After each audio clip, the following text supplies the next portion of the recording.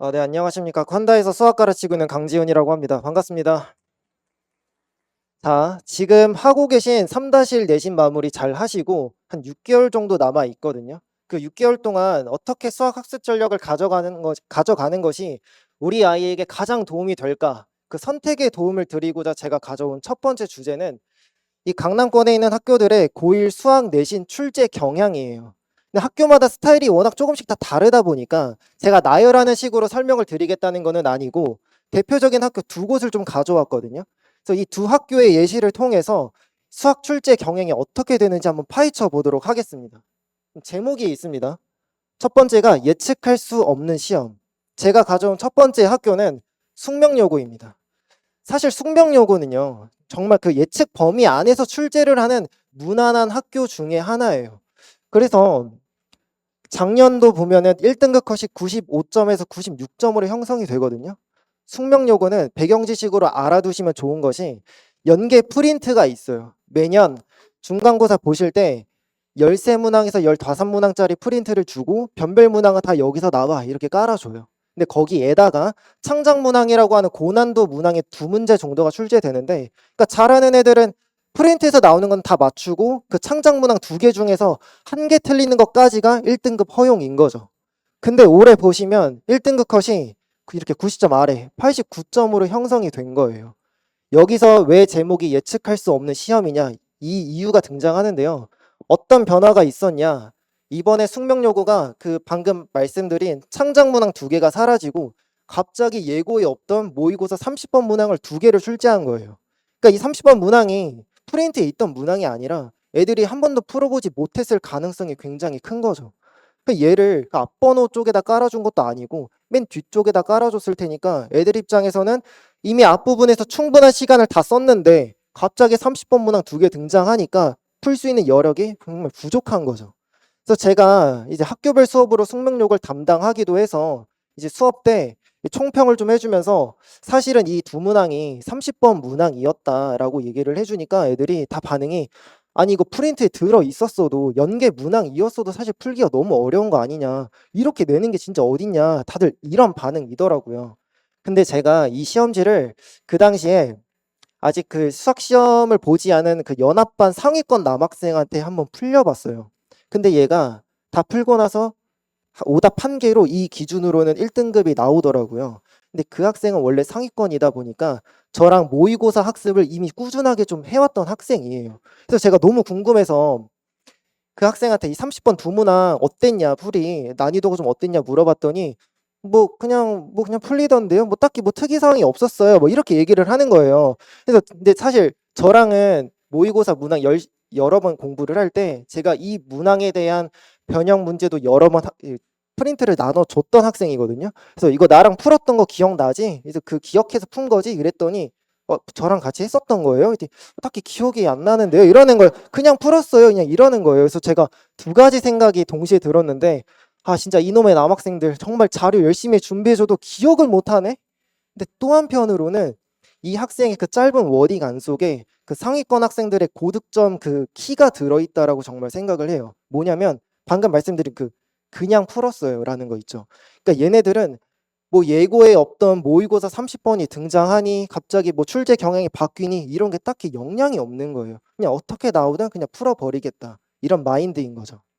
그래서 이렇게 예측할 수 없는 시험이 언제나 나올 수 있기 때문에 이 남은 6개월 동안 우리 아이들이 해야 되는 거는 선행도 물론 중요하지만 그냥 진짜 수학 실력 자체를 굉장히 올려놓는 거, 그거 자체가 지금 해야 되는 시기가 아닌가라는 거를 말씀을 드리고 싶어서 숙명여고 학교를 좀 예시로 가져와 봤고요. 두 번째입니다.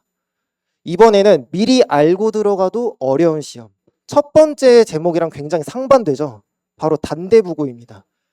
단대부고 수학 설명의 영상 몇 개 찾아보시면 선생님들께서 하는 말씀이 진짜 다 똑같아요. 제가 똑같이 한번 해볼게요. 첫째도 프린트고요. 둘째도 프린트고 셋째도 프린트예요. 그 다음에 하시는 말씀은 1등급 컷 73점 굉장히 낮죠. 2등급은 이번에 57점이에요.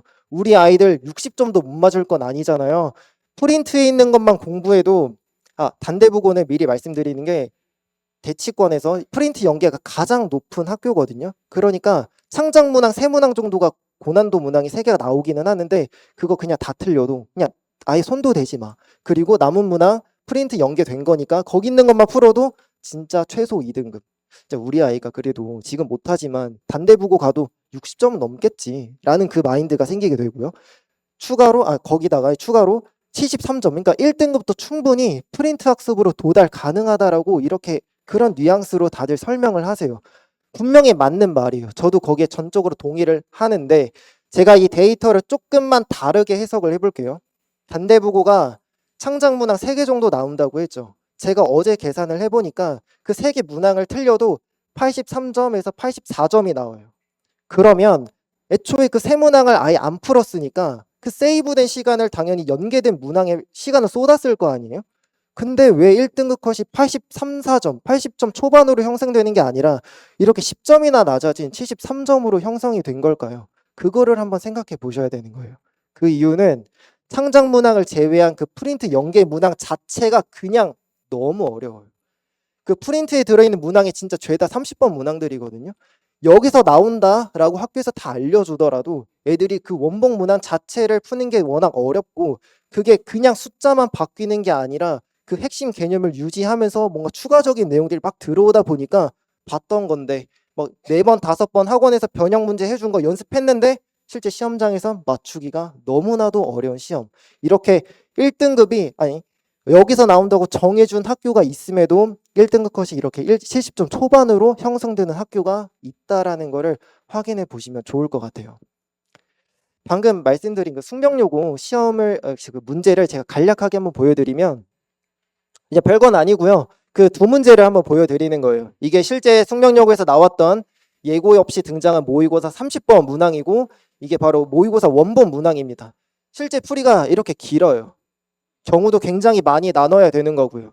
그 전에 자기가 연습을 언젠가 한번 했다라는 그 희미한 기억 정도로는 시험장 안에서 풀어내기가 거의 불가능에 가깝다고 보시면 됩니다.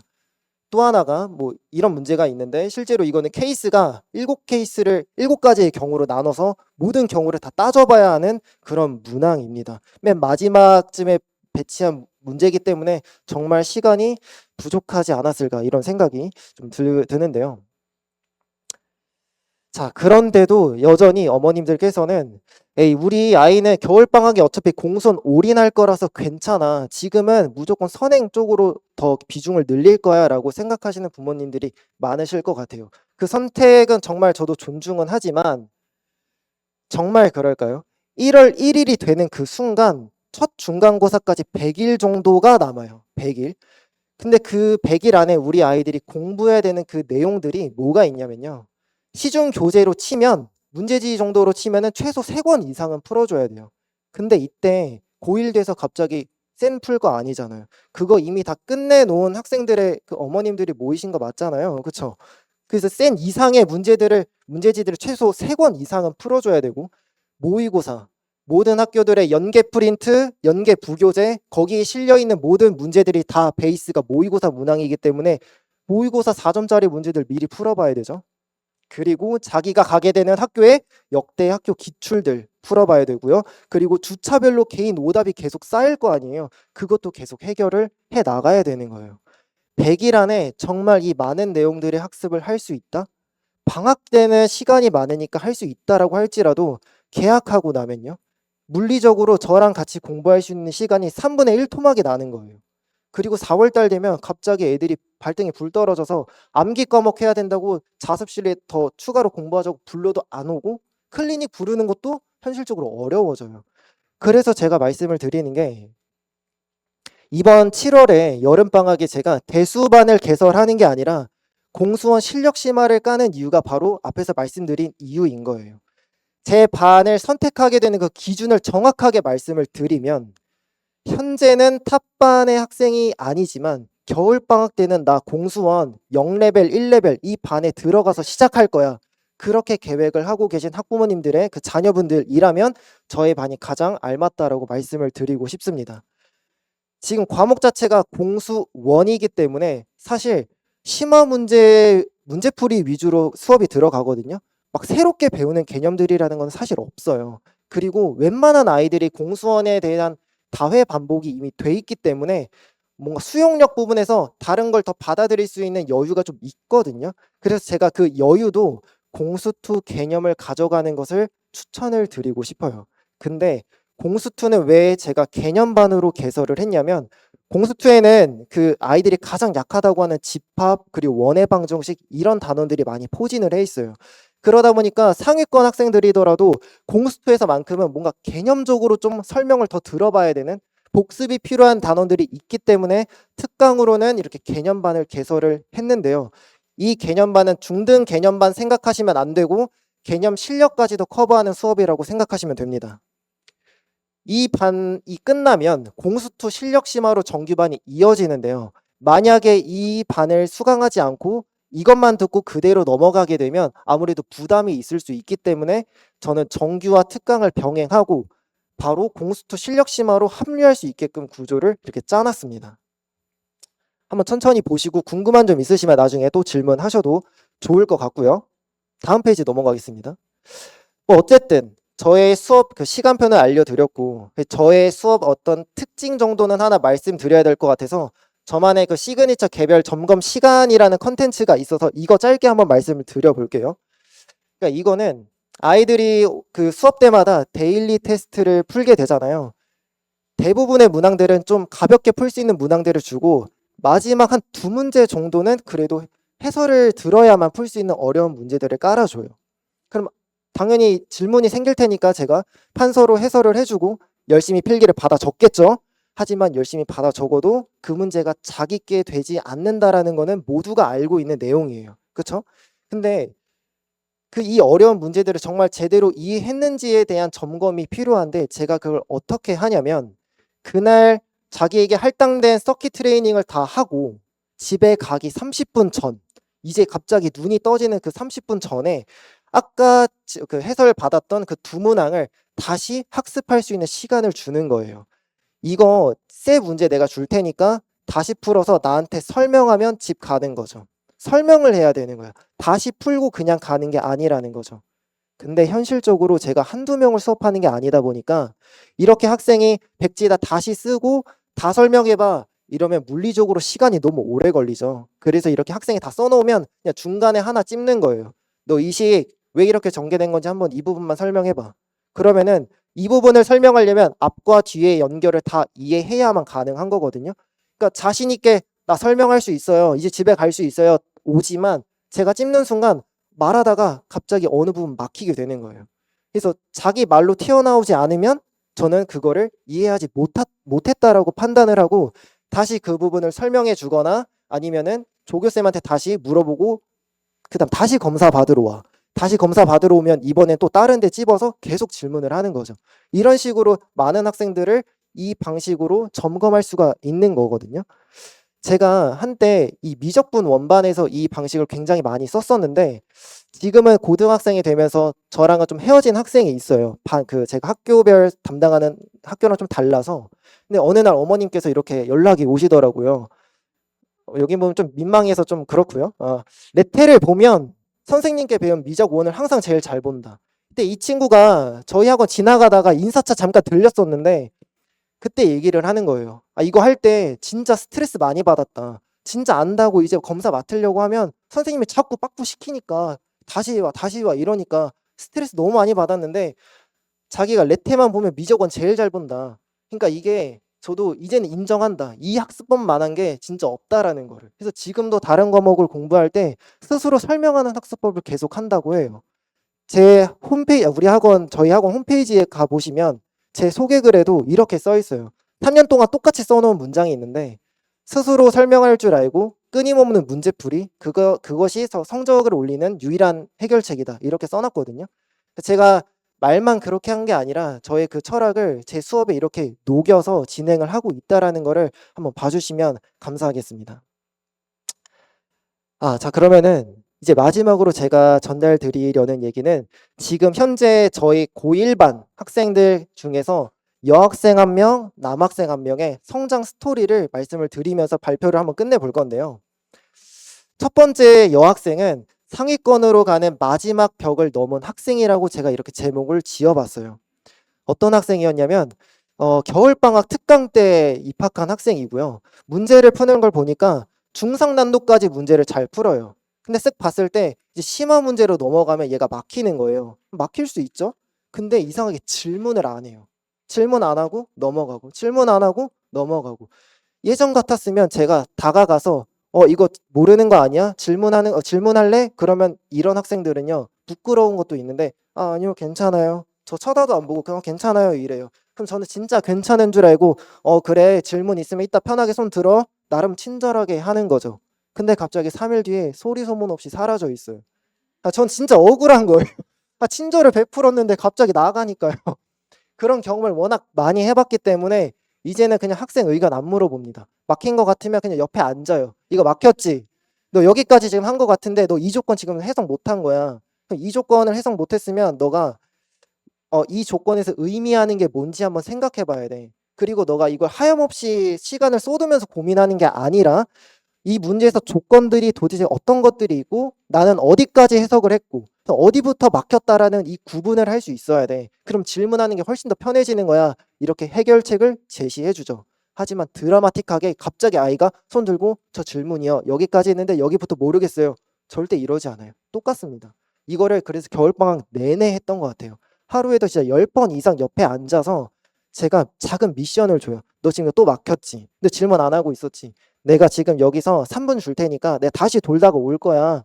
여기 있는 조건들이 어떤 것들이 있고 너는 어디까지 해결했는지 구분해놔. 내가 다시 온다. 다 3분 뒤에 오는 거예요. 작은 미션을 제가 계속 주니까 얘가 지루하지 않게 계속 공부도 할 수 있었고 겨울방학이 이제 끝나고서 나서부터는 정규반에 합류해서 알아서 이제 질문도 하더라고요. 그러더니 그 학생이 진짜 중간고사 첫 시험에 바로 1등급 23등 하면서 좋은 결과를 낼 수가 있었어요. 근데 나중에 갑자기 알게 된 사실인데 학생 어머님께서 알려주신 게 다른 과목 다 괜찮은데 수학학원만 유독 정착을 못해서 5번째 옮겼다고 하더라고요. 근데 이제는 자발적으로 클리닉도 가고 뭐 정규 시간 끝나고 저희가 이제 자습실 이동해서 더 늦게까지 공부하거든요. 늦게까지 남는 것도 막 혼자서 그냥 남아서 온다고 하더라고요. 그래서 이런 예시 학생이 있다라는 거 하나 봐주시면 좋을 것 같고 마지막 학생은 잠재력을 결과로 연결한 학생입니다. 남학생이고요. 이 치곤 더 늦게 3월 달에 입학했던 학생이에요. 저랑 공부할 수 있는 시간이 한 달 반밖에 없던 학생인 거죠.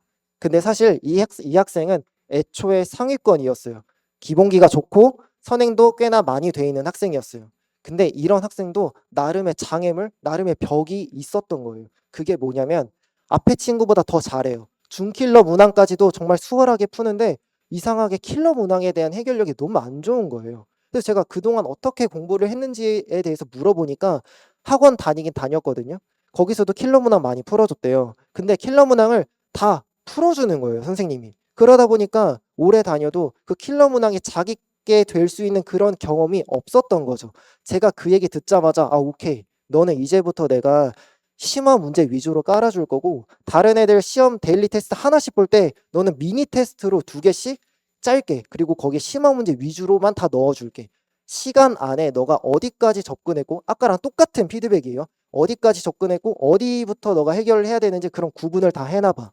그리고 아이가 이제 시험이 끝나면 질문을 하겠죠. 질문 받을 때 저는 완전하게 답을 알려주지 않아요. 진짜 풀릴 듯 말 듯한 힌트만 계속 줘서 스스로 해결할 때까지 얘를 계속 끌고 가는 거예요. 그랬더니 얘가 언제부턴가 승부욕이 생겨가지고 제가 힌트를 주고 있으면 쌤 그만 저 이제 할 수 있을 것 같아요. 할 수 있을 것 같아요. 이제 그 수업이 끝났는데 안 가요. 저 이거 끝내고 갈게요. 알아서 자습실 가는 그런 학생이 돼버린 거예요. 이 학생도 첫 시험 보고 87.4점 맞았거든요. 제가 그때 오답 3개? 너 3개나 틀린 거야? 이랬던 거죠. 그래도 한 달 반 동안 킬러 문항 진짜 많이 연습했는데 근데 알고 보니까 가장 배점이 높았던 2문항을 틀렸던 거죠. 근데 저희가 이제 어쨌든 공부한 시간이 길진 않다 보니까 이거 2등급 나오는 거 아니야? 좀 걱정되는데 근데 학교 쌤이 그러시는 거예요. 1등급 커트라인 81점이다. 그러니까 이 학생은 굉장히 안정적으로 1등급에 도달을 할 수가 있었던 거예요. 오늘 오전에도 저랑 똑같은 방식으로 공부를 하고 집에 간 학생이고요. 혹시 어머님들의 그 자녀분들 중에서도 분명 저는 이 케이스의 학생 또는 앞에서 보여드린 학생 분명히 케이스에 뭔가 적합한 학생들이 있을 거예요. 그래서 어떤 케이스인지 한번 구분을 해 보시고 이런 고민을 같이 해보면 좀 좋을 것 같습니다. 제가 근데 갑자기 저의 그 학생들 얘기를 한 이유는요. 어, 제가 수업을 하면서 성적이 오르는 순간은 도대체 언제인가를 한번 곰곰이 생각을 해봤어요. 제가 집에서 내일 판서할 거를 열심히 준비를 하잖아요. 아이들한테 판서할 거 열심히 보여줘요. 판서를 듣고 애들이 열심히 필기를 하는 그 순간에 그것도 성적이 오르는 순간이라고 할 수 있겠지만 저는 솔직히 그 순간보다 제가 그냥 학생 옆에 앉아서 수학에 관한 뭔가 피드백적인 얘기를 계속 주고받을 때 아까처럼 말씀드린 거 있죠? 그런 순간들이 쌓이면 아이들이 막 깨닫는 그런 포인트들이 생겨요. 아, 쌤, 저 이제 알겠어요. 알겠어요. 그런 순간들이 누적되면서 학생들이 진짜 성적이 오르는 거라고 생각을 합니다. 이제 7월이 되면 정말 정말 더워져요. 수업하는 저도 정말 힘들고 학생들도 공부하는 게 정말 쉽지가 않죠. 그래서 그래서 저는 학생들이 이 시기에 진정으로 필요로 하는 거는 저처럼 학생들 옆에서 진정으로 같이 이렇게 띄워줄 수 있는 런닝메이트 같은 선생님이다라는 거를 강조하면서 발표 마치도록 하겠습니다. 들어주셔서 감사합니다.